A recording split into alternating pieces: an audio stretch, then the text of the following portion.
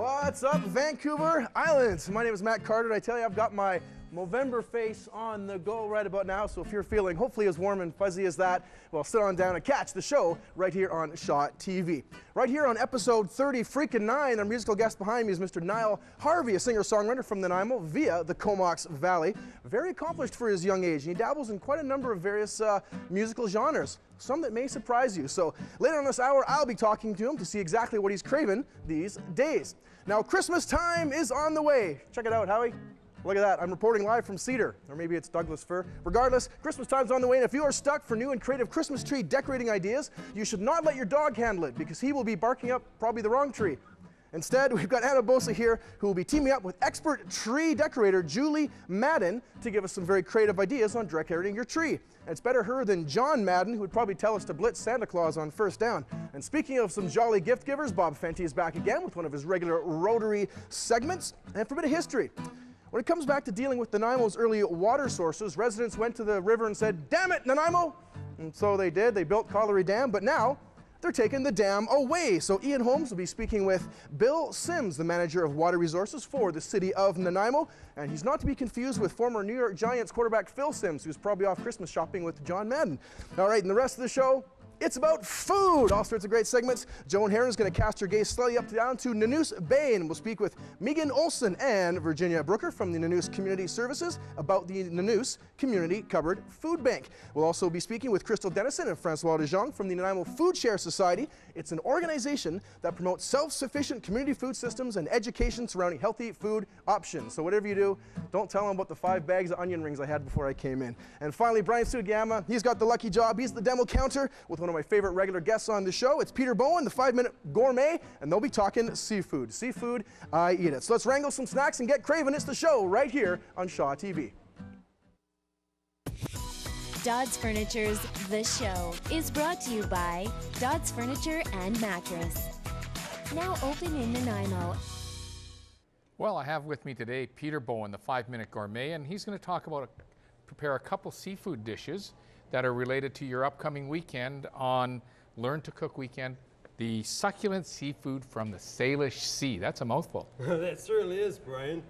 It's our Learn to Cook Weekend, and it's going to be the end of November and the beginning of December, and there's only about 2 spots left. In fact, there's exactly 2 spots left right now, and by the time this runs, it'll probably be no spots left, but you can still try to phone and see if there's one left. Okay, let's look at what you're preparing today. You've got steamed mussels, and you're doing Italian-style prawns. Sure, Brian. I'm going to make a Thai-style mussels with lemongrass, organic lime, chili peppers, green onions, and fish sauce. And then I'm going to make a prawns with shallots, Italian-style, and garlic, and some Italian parsley. Sounds good. And, of course, fast and easy stuff, just like that. Let's get cooking. Okay. First thing we're going to do is throw our mussels in here. And we're going to add some lemongrass. Add up, in she goes. Flavor, I'm going to cut up a little bit of chili pepper. I'm going to take the seeds out. Most of them anyway. I'm going to leave a few in for flavor. Yeah, we're going to chop this up kind of fine. Fry that in. I should note that when you go on the philosophy that if it isn't fast and easy, it isn't worth cooking. You know, Brian, there are so many dishes out there, super fast and easy to make, that, you know, apart from Christmas and Thanksgiving stuff, I hardly ever cook anything that's not fast and easy. I mean, why should you? Why should we? Now I'm just going to throw in, this is actually organic lime. Look at this. Wonderful. Yeah. I'm going to make this really fancy garnish. I'm doing it. Yeah. And put in a little bit of lime juice. Good. And this one's cooking now. Oh, don't forget our fish sauce.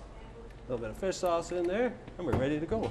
So the mussels are going. Let's get going with the prawns. With the prawns. Now, we're going to get a little bit of olive oil in our pan here. And we're going to puree 1 clove of garlic. Takes half a second to do this. Just pop it like that. Bam, and you're done. Okay. Put in our prawns. And we're going to add some shallots. Right into the hot pan. Right in there. And some Italian parsley. Flat leaf parsley is right from my own garden here.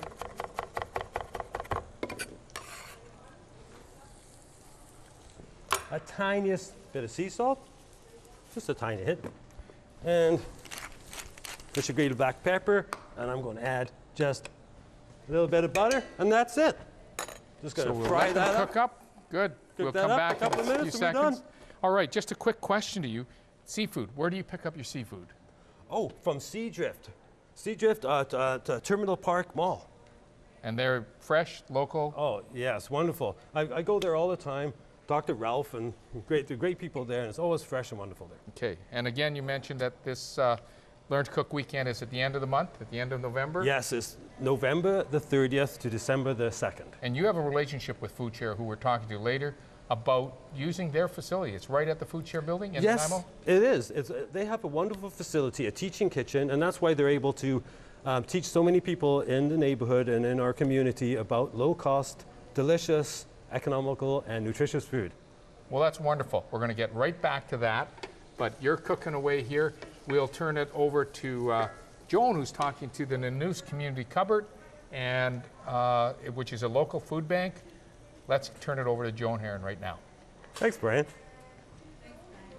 That's great. That smells really good, even from over here. And we're still going to stay on the theme of food. I'm here talking to Virginia BRUCKER, who is a Glassy Award winner. And for those of you, I just found out about Glassy Awards today. And so she's been recognized as a very dedicated volunteer, and she is the coordinator at the community cupboard at Nanoose Community Services. And with her is Megan OLSEN and her friend. She's brought a friend along with her, and she's the organizer of All Decked Out. So we're going to be talking a little bit about both of those events, which all go to help the community cupboard. So thanks for being with us.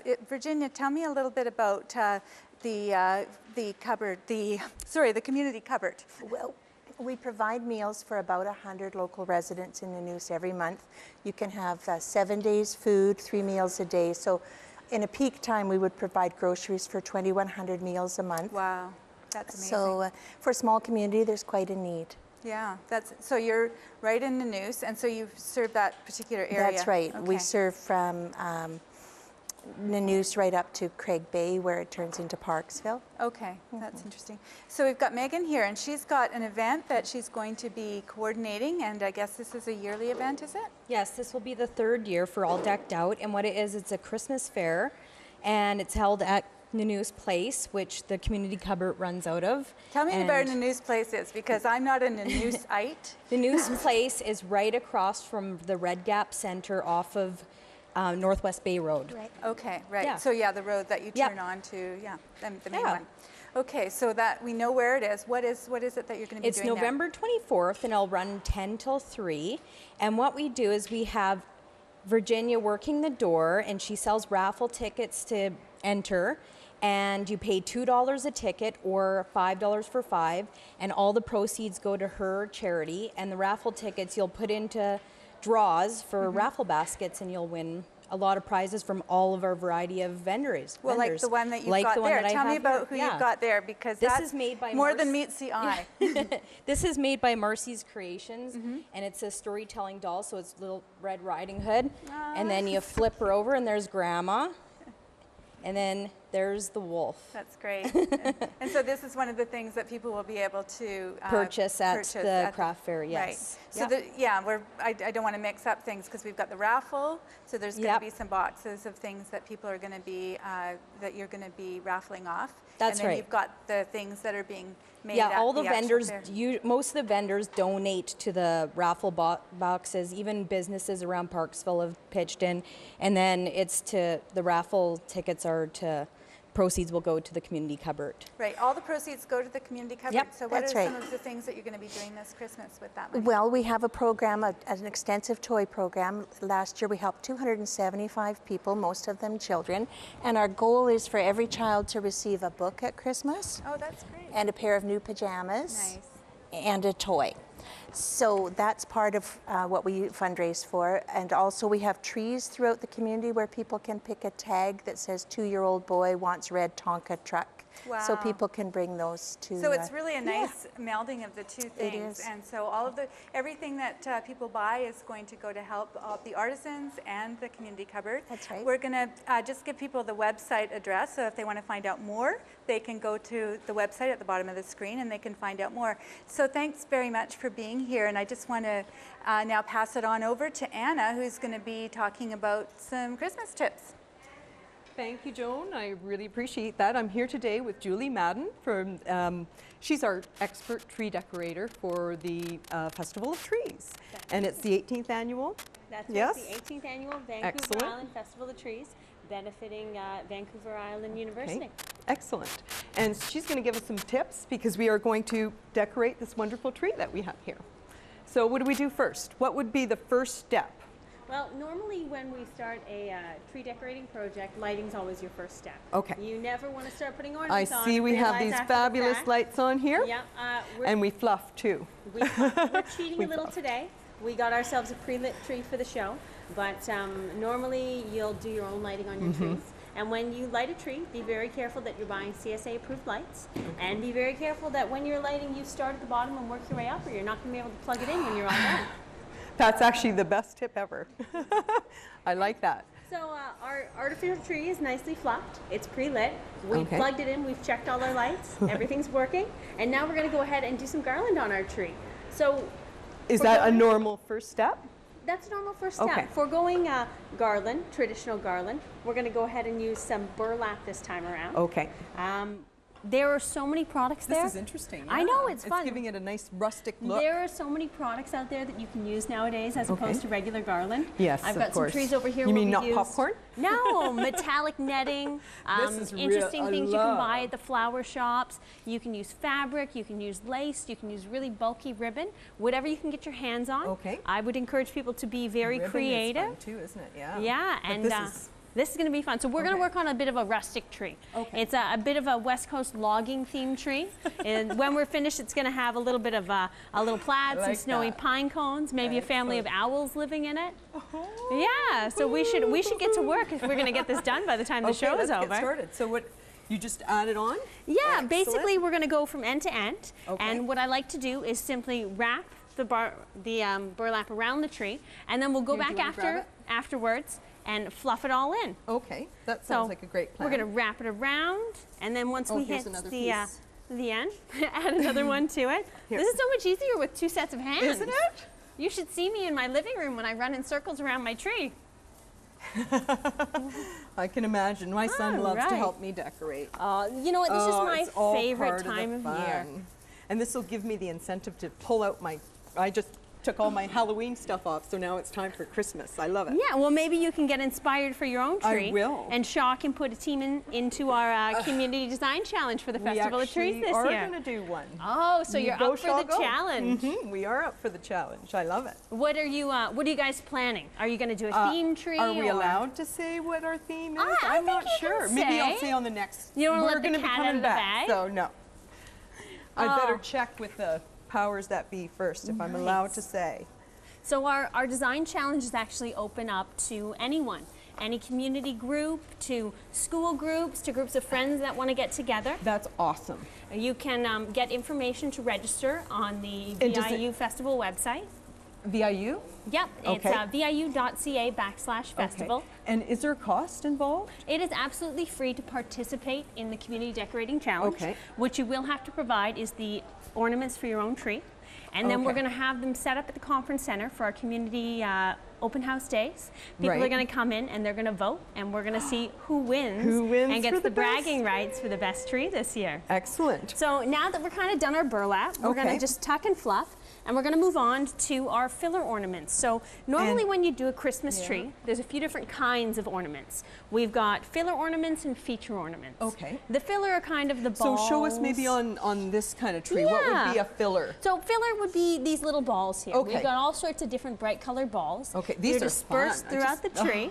Isn't it excellent. fun? Yeah. This is my neon tree. Very different this year. And then our feature ornaments are our little owls, our big sparkly teal balls, Excellent. and perhaps our little tiny ceramic puppy dogs. Love it. So let's, because we are going to come back to this, but right now what else? Should we tuck some? Yeah, well, let's get some cool, whoops, there goes the switch, garlands. So I've got these great berry and pine cone combinations. Can we just put them in? We're just going to tuck them right into the tree. Okay. Now, lay them horizontally onto the branches, and then fluff like them this? out. Yeah, just like that. Really?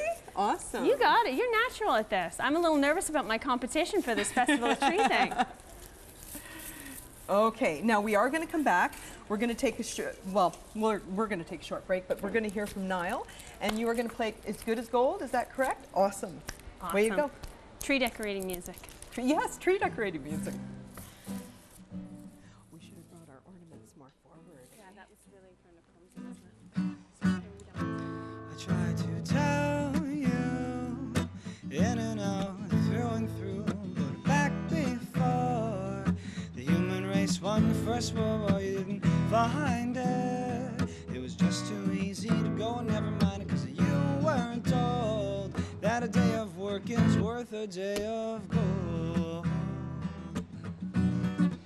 Worth a day of gold. So please listen to the words that you're missing and leave my life justified like nothing tried. 'Cause I once heard the little bird tell me the word when you were told that a day of work is worth a day of gold. Yes, a day of gold, but a day of gold. It's like a day of gold. We keep on digging for some of that gold, like that sunshine, sunshine in your hair, but a gold like those peaches hanging in the air. Yeah, yeah, gold like those kisses, the kisses that I feel, and a gold like your fire that made me go am out when you good as go, oh, go, oh, go, oh, oh, oh, when you good as go, oh, go, oh, I got it, I don't know, oh, when you good as gold. So please just stop and take a minute to catch my drop and find me on the riff of the cliff where the cliff went wrong, and then you'll take so much more than we could ever break. 'Cause I was told that a day of work is worth a day of gold. Yes, a day of gold, of gold, like a day of gold. Keep on digging for some of that gold, like that sunshine, sunshine in your hair, and a gold like those peaches hanging in the air. Yeah, gold like those kisses, the kisses that I feel, and a gold like your fire that made me go am out when you good as go, oh, go, oh, so go, oh, go, oh, she good as go, oh, go, oh, go, oh, go, oh, oh, oh, you good as gold. But a guy like that sunshine, sunshine in your hair, and a guy like those peaches hanging in the air. Yeah, a girl like those kisses, kisses that I feel, and a girl like your fire that made me go am out when you're good as gold. That sounds like really good as gold to me. And today, I'd like to welcome to our Rotary segment the past president of the Nanaimo Oceanside Rotary Club, Cathy Power. Welcome, Cathy. Glad to have you with us today. Thanks, Bob. Happy to be here. And you know, the Nanaimo Oceanside really does a lot of different things for our community. in all kinds of different ways. You do a Santa Claus thing at Christmas time, I think, don't you? Yes, we do. It's coming up. It's we always hold it the first Monday and Tuesday in December, and we do a toy drive. We collect toys, new toys, food items, and money, and then we disperse it with the teachers at the Ladysmith. But you have one really significant fundraiser that you get involved with, and I hope we can get some shots. We got these posters here on the side. If the cameras can pick those up, it'd be kind of neat. But tell us about your James Bond, 007. Yeah, James Bond is our signature event. We're going to be doing the 14th year in 2013 on April 13th. And it is a black tie gala with usually live bands, and it is so much fun. We have a James Bond, we have a floor show. It's a huge night. You've had some pretty fancy cars too, I know. Yeah, we have. Some of them. And girls in fish tanks, I've heard all kinds of wild and wonderful things. Yeah, mermaids in fish tanks. Oh yes. But these black tie affairs, they raise a considerable sum of money for your club, don't they? Yeah, we've raised a huge amount from that event alone, and I think we've raised over 700,000, not just from James Bond, but from our 4 fundraisers that we hold every year. But James Bond is our biggest one. So the other 3 are? The other 3 are the toy drive. Then we have a golf tournament in the fall. We're trying to do something a little bit different with that. Hopefully the weather stays good. Oh, yeah. And the last one is we do a Cash for Kids event, a family fun event in September. That sounds like fun. Yeah, it's a great event, and we try to keep it really affordable so families can come and enjoy it. All this money that you've raised over the years, where does it get allocated to? How do you spend that money? We've chosen to spend 80% of that in Nanaimo. Wow. We want to make sure our own community is coming along, and the children here that need help get help. We do lunch programs, breakfast programs. So in other words, you help a lot of schools, is what it sounds like. We do. Our focus is totally youth. Kids. That's great. Yeah. And, there's another area that your club was involved in, and we're going at a few minutes left, but that's an ambassadorial scholar, and a lot of people don't know what an ambassadorial scholar is, and that's something really, really special. Tell us briefly, if you would, Cathy, about that, and what happened with your club.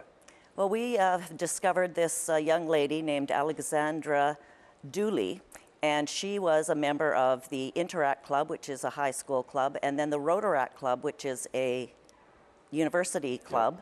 And we submitted her name into Rotary International, and she is going to represent our entire district. She's here from Nanaimo, and she gets to go to an international university. She hasn't chosen one yet, and she'll be dealing with peace and conflict resolution, I understand. Yes, is that correct? That is correct. Yeah. She's a peace scholar. Wow. Yeah, so it's pretty special for your club and for Nanaimo to have that, wonderful. That kind of individual. Cathy, we're really, we're out of time and we've got to move on. And we wish you all the best with your James Bond nights and much success in the future. So there we are, folks. Now let's go over and see what the station break has to say. Thank you. Dodds Furniture and Mattress. Locally owned and operated since 1977. Now open in Nanaimo at 6241 Applecross Road, 250-390-1125, or on the web at doddsfurniture.com. Travel along with us as we explore beautiful British Columbia on the Quality Assured Collision Road Trip. Entertaining and informative, the Quality Assured Collision Road Trip. Tuesdays on Shaw TV. Always something new and exciting. And now, back to the show, only on Shaw TV.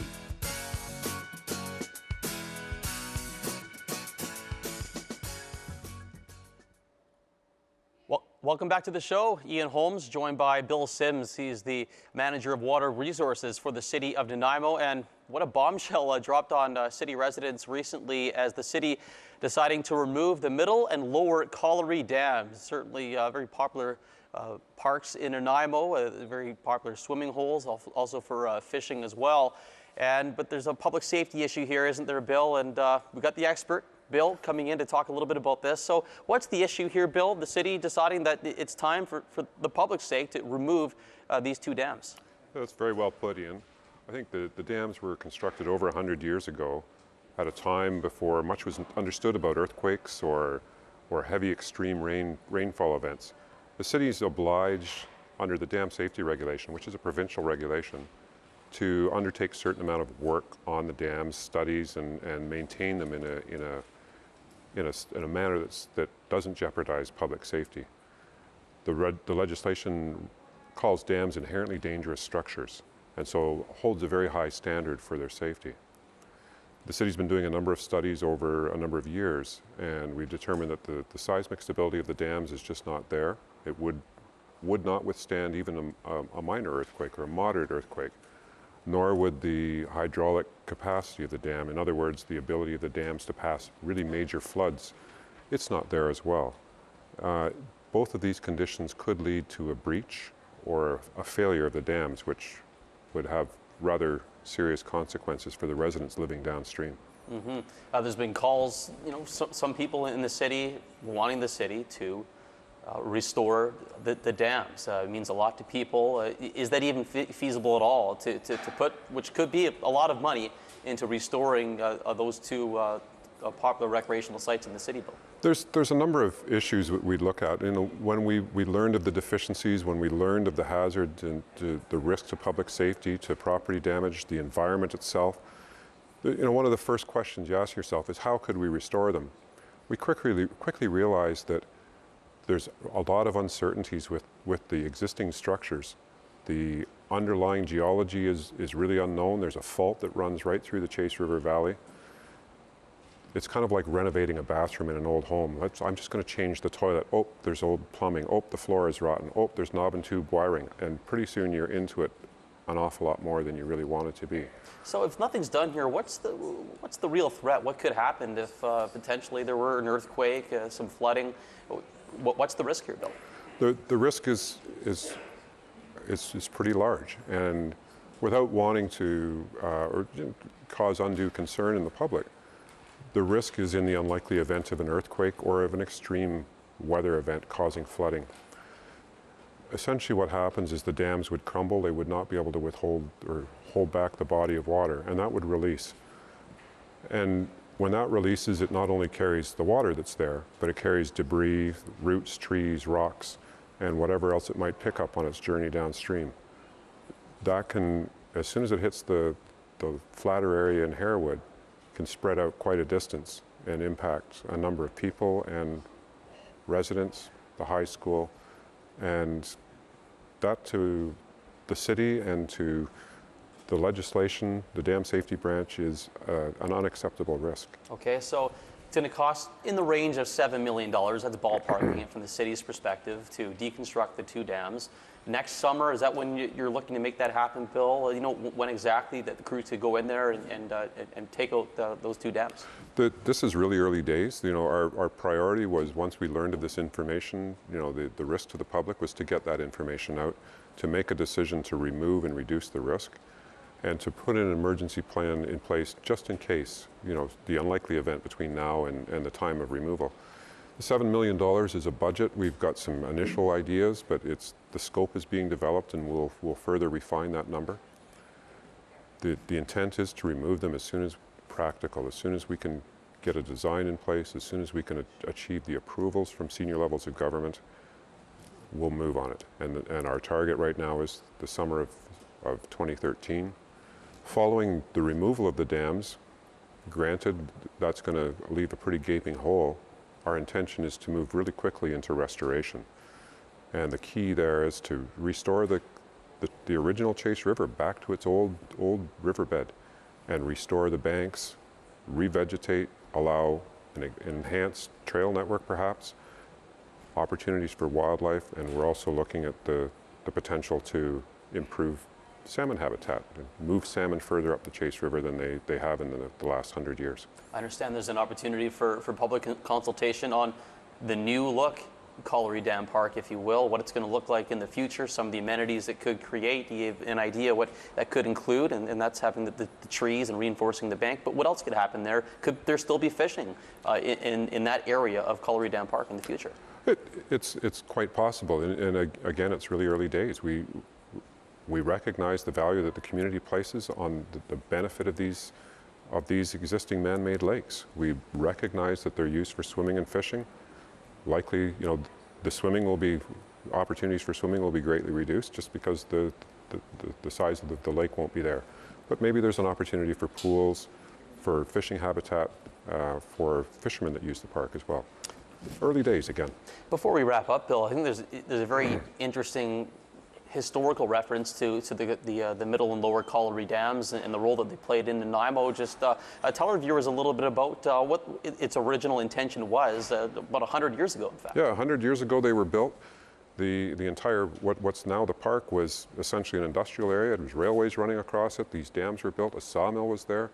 These dams were constructed to provide water to wash coal on the waterfront in Nanaimo's early days before it was shipped overseas. And a few of the residents living in what's the area known as 5 acres were allowed to tap into this line and use the water for drinking as well. They do not any longer serve the purpose of drinking water. Yeah. Those pipes have been long decommissioned. Excellent. Hey, Bill, thanks so much for coming on the program. It's good to let our viewers know a little bit more about this very important local issue, and I really appreciate your expertise and your insight here today. I appreciate the opportunity to talk a little bit about the public safety aspects of this. That's Bill Sims, Manager of Water Resources for the City of Nanaimo. We're going to turn things over now to Matt Carter with a very talented artist, Niall Harvey. He's involved in a lot of different bands, very diverse artist, and we're going to hear a song and also learn a little bit more about Niall. Over to you, Matt. Thank you very much, Ian. Indeed, really one of the most diverse, talented young musicians we have here in town, Niall Harvey. Yeah, a little bit of a greeting we got going on. As mentioned, let's get right into it. Some of the music you play. I'm just talking about you playing all sorts of stuff. A lot of young folks like to get into rock and roll. You play jazz, you play Latin music, you play funk.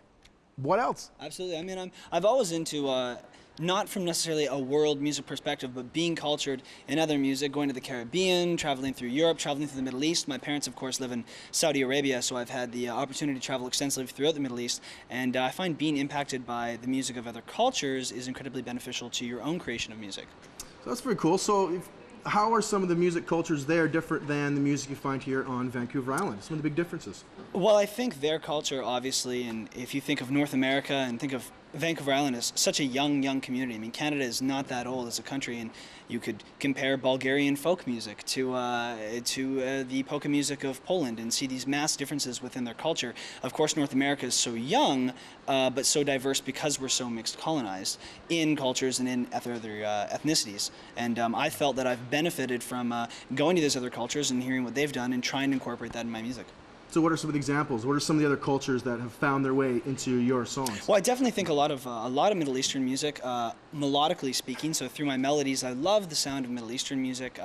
That's impacted me rhythmically throughout the Caribbean. Actually, I spent some time studying in Cuba, and studying there under Bobby Garcias, who's a fantastic trumpet player and played with Buena Vista Social Club and toured extensively with them. Yeah, of course, great stuff. That music, rhythmically, I would say, has affected a lot of my music. But then, of course, just North American music in itself. Jazz has had a really big impact on my life. So is funk, so is soul, so is reggae. Anything, I mean, I'm craving all sorts of styles of music and trying to incorporate within the many groups I play in. All right, we're going to talk about those groups in a moment, but the last thing I want to ask you sort of about this multicultural music idea. Mm-hmm. You talked about being Saudi Arabia, Cuba, all across Canada. Where else in the world do you want to go to experience the musical culture? What other country, what other culture would you like to immerse in and maybe jam with those musicians? Oh, of course. I mean, I've done quite a bit of traveling throughout Europe, and I would like to do a little bit more throughout Asia. And I was actually just talking to a friend of mine today, and we were talking about potentially going to India.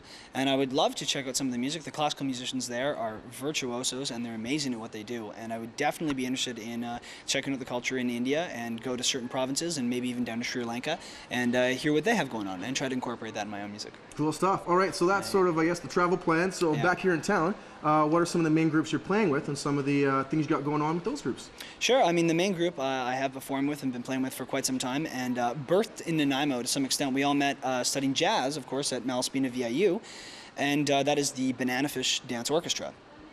Other groups away from that are, of course, the Cravers and NMA, the Nanaimo Musicians Association Band, which I've been singing for the last little while, and OLSEN Big Band, lots of 1950s big band jazz songs, and a great experience to be playing with those guys. That's right. So what is it about the old school jazz tunes that you love to sing?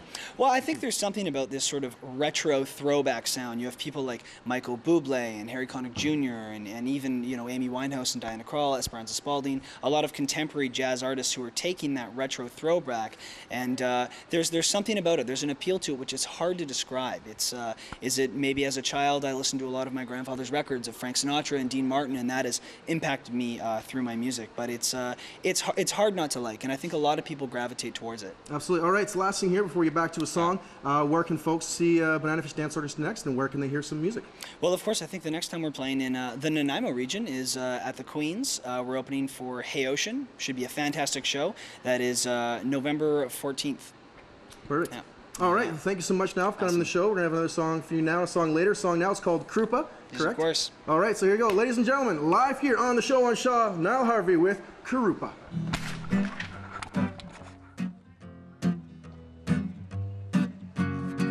You gotta hold on to what you know, not too fast, not too slow. Wake me up before you go in the morning. But like those couple of cats out in the back with a big pile of money and a big old stack, I feel like the leader of the Rat Pack in the morning. But it's that sweet, sweet sound of that saxophone, that sweet, sweet voice all alone, or a sweet, sweet sweetie in the telephone in the morning. But when that morning comes, when the morning comes, oh, I'll be gone. La da da da da da da da da da da da da da da. Yes, I'll be gone.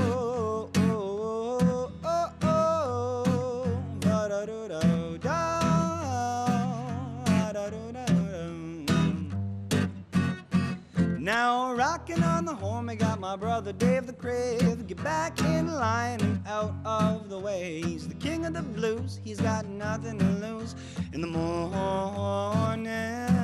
But downtown Nanaimo, we got a jazz jam baking, and up on stage there's a John who's faking. He's not nailing those changes, if I'm not mistaken, in the morning. Or the sweet, sweet sound of Dave Dirt's trombone, you sweet, sweet voice all alone, or sweet, sweet sweetie on that telephone in that morning. Or a tumbler of scotch and 3 cubes of ice, a girl who's sweet and a gal who's nice. I slick back my hair like I'm in Miami Vice in the morning. But when that morning comes, when the morning comes, oh, I'll be gone.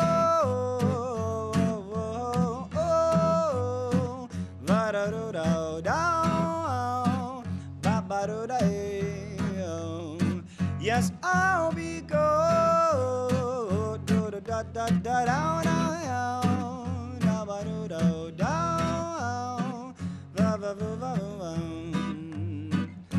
But when that morning comes, when the morning comes, oh, I'll be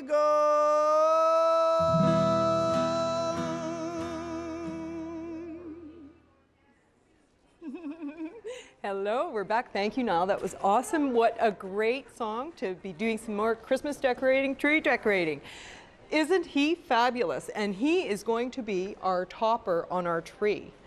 Are you going to do the honors? Oh, sure. Here, look at this apple. That's awesome too. I love it. I love Christmas time. I love creativity, and I love taking things a little out of the ordinary and using them to decorate our Christmas trees, like our little friend Hoot here. It's going on top great. of our tree. It's great. Oh. I love it. Hopefully my tree. With the burlap, just awesome. The question is, how do we get them to stay? Maybe we can get Matt to hold them for us. And these apples are amazing. Now, one thing that you mentioned to me about tree decorating, too much is never enough, is that right? Oh my goodness, too much doesn't exist in Christmas tree decorating. I like that. It is the season to go all out. You can bling out your tree, bling, you can bling, ball bling. out your tree, whatever you want to do. A couple tips though, when you are decorating your Christmas tree, make sure trees are 3-dimensional. Don't just decorate the outside of it. You got to get in all the little nooks and crannies, you know. And you can put little sticks and little twigs and things in there. That's great. Or owls. Or owls. I love apples. I love these too. These are fabulous. I also loved it when people find sort of found objects and use them in their Christmas trees. So the burlap is actually just regular old burlap from the hardware store. I cut it into strips and we used it on the tree. Excellent. But you can get really creative. I love when fresh boughs, fresh pine boughs, fresh cedar boughs you can put into your Christmas trees. What about holly? Like Holly's a great idea, and it's really pokey, so it'll keep your kids from taking the ornaments off the trees. Or the dogs. That too. Fresh flowers even. If you go to the flower shop, you can often get those little water pigs, and you can do fresh roses and magnolia branches in that. They last a few days, and they're great when you have company over. Now these are absolutely fabulous too. They're made out of buttons. Can you believe it? Buttons. Yeah, we've got a lot of great trends happening in tree decorating this year. Old is new again. So anything that's crafty and old and rustic has suddenly become very popular. Now, is that kind of what the theme of this one is? Yeah, the last we've tree over here? got a little bit of a vintage look going on here. So patinaed ornaments, this sort of resin-looking plastic that looks like your grandmother hung it on her tree. It's a really hot look right now, and muted colors. Muted colors are really good in tree design. And the opposite to that, the new trend we have in tree design this year is kind of the neon. I like the neon a lot. Bright, it's really over bright. the top neon colors. I like it. They look great on, hey. Did you see Matt spin out our tree? Go Shaw TV, go. Shaw TV will win the Festival of Trees decorating contest. I don't think so. I think that's a challenge to all the other community groups out there. And that's why we're maybe not telling you what our tree is going to be, not to give anything away. For anybody else who might be interested in participating in the tree challenge, you can get some great ideas for decorating your trees. They can be themed with natural items. We got a tree back here that's done top to bottom in butterflies. I know, that's beautiful. Isn't that great? That is absolutely beautiful. I really like that. You can decorate trees in fruit. You could do trees covered in teddy bears, you know.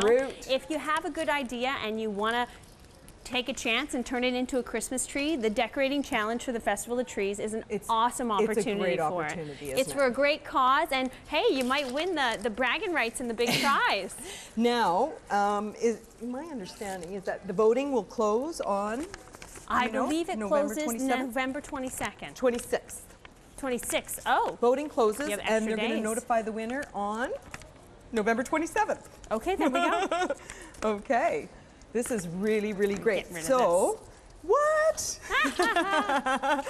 You'll find a home for the rest of my family of owls. So we need to find a special spot for our little owl. Little family of owls. And what would be the final finishing touches to this? Well, normally when I finish the Christmas tree, the first thing I like to do is take a step away. Right. Usually have a you know, little hot chocolate, little hot chocolate, and have a quick peek and make sure there are no holes on my tree. So before you tuck your tree into the corner or wherever you put it, make sure you sit back from the tree, give it a good once over, identify any places from far away that you need to fill, and you can put your extra ornaments in. Okay. And then very carefully slide it to where it belongs. Okay. Tree skirts. Tree skirt's always important. You can use a traditional tree skirt. For this tree, I'd probably bundle or bunch a whole bunch of burlap down around the base of it. Snow's always a great idea. Some of that white snowy fabric. And then of course what? Presents. And presents. Don't forget the goodness, the presents. Thank you so much. I really appreciate Thank you for having us in. And once again, the website for this is www. VIU Festival. Or VIU/festival. And yeah, you can go there, sign up your community group to participate in the decorating challenge for the Festival of Trees. It's going to be an awesome event. I'm looking forward to it because Shaw's going to be there participating. And thank you so much again. Thanks for having me. Now we're going to throw to Joan, and she's here with Nanaimo Foodshare. Well, thanks, Anna. I really like the idea of the burlap skirt. I'm here with Crystal Dennison, and she's the Executive Director of Foodshare, the Nanaimo Foodshare Society. And with her is Francois Jong, and you are involved with the Farm to School program, if I'm getting that right. Right. And so tell me a little bit about the Foodshare program. Well, all of our programs are designed to get people involved in a healthy food system for themselves, for their families, and for the broader community. So we have a whole range of programs that address that issue. And tell me about what's happening at Christmas. You have a special program that you do, giving the gift of healthy food. That's correct, yes. We offer a program called Give the Gift of Healthy Eating over the Christmas holidays, and really all year round, and it's to do with our Good Food Box program, which is a $10 a month fresh fruits and veggie box that people can purchase. It's a bulk buying club for people to be able to access fresh fruit and vegetables for a very reduced price. So over Christmas, we ask the community to sponsor a family that's struggling financially by donating anywhere from, we generally suggest $60, which would provide a family a box for 6 months, one box for 6 months, but anywhere from $10 and upwards, they can donate as much as they would like to sponsor families that could use the help. And I actually hear that schools are involved in that process as well. Yes, quite a few of the community schools are operating as depots, so families can order right at the school and we'll deliver right to the schools, as well as affordable housing and several different groups, Right. VIU University, the Student Union building. And so you find out about these families sometimes. I have heard that sometimes the principal or various people will kind of let you know that some of the families are struggling, and so you're working, or the schools at least are working in cooperation with you, which is a great thing. Yeah, absolutely. Which is also what you're doing, Francois. You're actually working with the schools, doing the Farm to School program. Tell me a little bit about that. Yeah, well, it's a great program. When a school decides to host a farm-to-school salad bar, Nanaimo Foodshare will bring everything that they need to have that salad bar. So we bring a portable salad bar, all the equipment to serve the food, and then we bring lots of different vegetables, fruits, protein, grain, cookies, a homemade soup, and we try and make as much of it from local products as possible. So it creates a great opportunity for kids to try things. And they also get a chance to try making things as well. Yeah, well, we've got lots of different cooking programs, but with this salad bar, it really creates opportunity to engage young students in the local vegetables that are growing, what the farmers have, and also just try things they haven't tried before. Right, so it's interesting how you're kind of working together even at Foodshare. You've got all these different programs. You have other programs that you're also doing at Foodshare. Yeah, we have a whole range of programs, anywhere from Kids Get Cooking and Gardening programs for young students to working with young moms and infant children to at-risk youth, training in agriculture and small-scale food processing. We have the Good Food Box program, fruit tree gleaning in partnership with Nanaimo Community Gardens. We do all sorts of cooking programs, and yeah.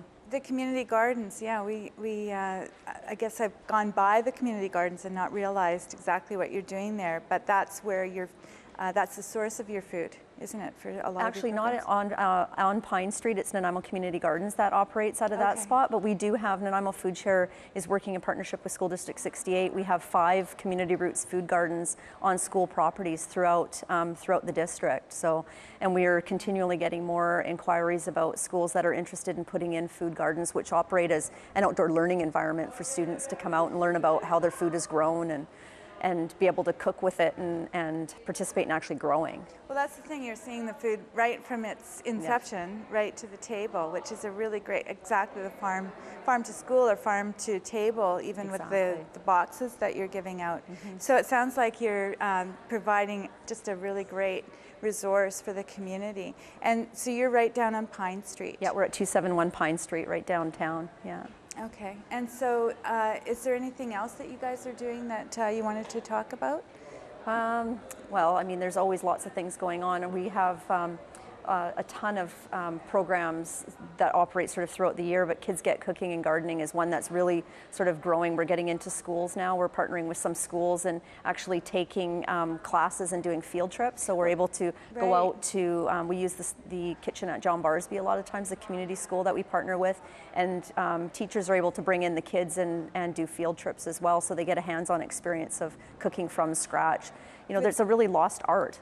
And Francois, you're actually you're heading that up. You're the one that's teaching these things. Yeah, I do a lot of the cooking classes, and it's great the way everything always overlaps with different community organizations and the schools, the Gleaning Club. When they bring in apples, we get lots of volunteers in to help make applesauce, so that we'll have applesauce throughout the year to use in the meals program, the farm to school.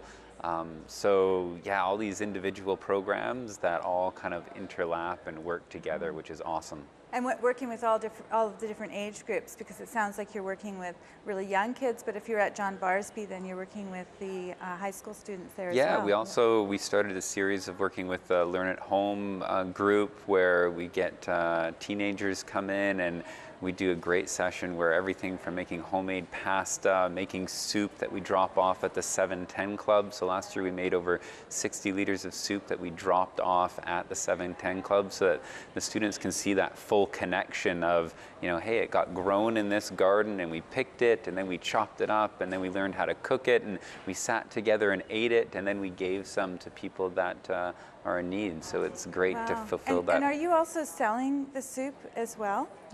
We also, we have started talking about selling it and doing kind of flash soup sales. You're getting the scoop here. Yeah. The scoop on the soup. Yeah. We sold 36 liters within, an hour or 2 hours. We had a little sort of contracted gig for soup for an event that actually got canceled last minute. So we sort of put it out through our networks and it was sold out. It was a huge success. The feedback that we've been getting is that it tasted delicious, and it's a way that community can support our organization, because it helps us to become a little bit more self-sufficient. Right. What a great fundraiser, because you're actually giving somebody in the community a nutritional meal, and in turn you're getting the money back, which goes back into nutritional meals for other people in the community that can't afford it. Exactly. So it sounds to me like you guys have a really cohesive program. Where can people find out more about your program? Well, they can phone the office at 753-9393, of course. They can pop by between 10 and 2 Monday to Friday, or www.nanaimofoodshare.ca. Everything is on our website, and if there's any questions, we just really encourage people to get in touch with us and check it out. Yeah, the website is really well laid out. It has everything that you could possibly want. Well, thank you guys for being in, and I really wish you a lot of success with both of the programs that you're doing, but particularly at Christmas, and hope that people really get involved. So now we're going to go back to Matt, who's going to wrap up the show. And thank you very much, Joan, and to all the good folks from the Nanaimo Foodshare Society for coming in here and opening up all of their heavily garden secrets. You know, planting some ideas in her head. I've never actually seen such an organization. Some questionable grammar there. Anyways, they are, again, a great organization with wonderful roots in the community. You must believe it. Resistance is fertile. I got a bit of a, anyway, okay, all right, it's time for me to get out of here and eat some Planters peanuts. So I got to give a big thanks, of course, to all of our guests and all of our hardworking volunteers and staff in front of the cameras and behind the scenes as well. You can find Shaw TV on Facebook, on Twitter, and you can check out previous episodes of the show on YouTube. We also want to give a big shout out to Robert De Niro, who's actually here today. He's talking to me. He's talking to me. He's talking to me. These shoes. So yes, he'll be in his alter ego, Niall Harvey, doing one more song to send us out. Again, Niall Harvey from the Banana Fish Dance Orchestra, a wonderful little tune called White Shores. Cheers, Festival of Trees, we're coming for you, and thanks for watching the show right here on Shaw TV.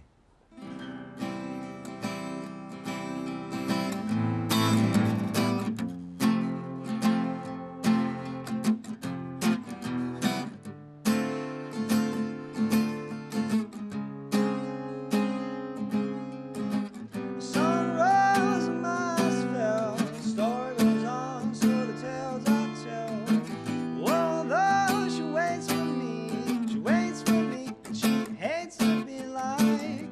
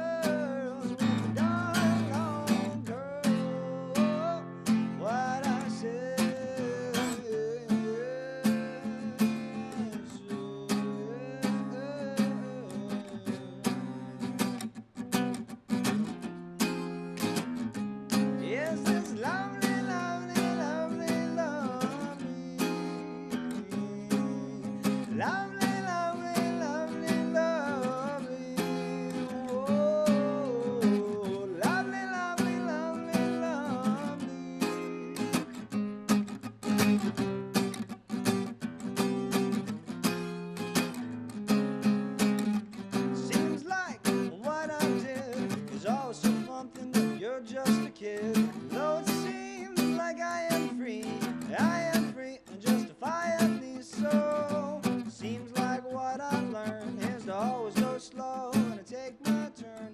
Whoa, whoa, she's got the touch, she's got the touch, and it don't take much. White shores and golden beaches go to my head. They go with my head. Beautiful girls with dark long curls. What I said, what I